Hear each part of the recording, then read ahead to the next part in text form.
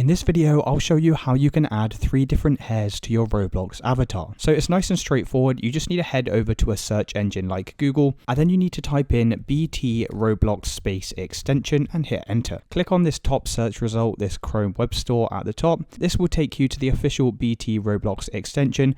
As you can see, this is downloaded by more than 4 million people and has over 5,100 ratings. So all you need to do is click on this add to Chrome button here and select add extension. Once you've added the BTRoblox extension, we can then head over to roblox.com. And now when we refresh the page, you can see the user interface has changed slightly. So in order to add 3 different hairs, you just need to click on avatar on the left hand side, head over to head and body, and then come down to hair. So to add 3 or more different hairs, all we do is select each one by left clicking.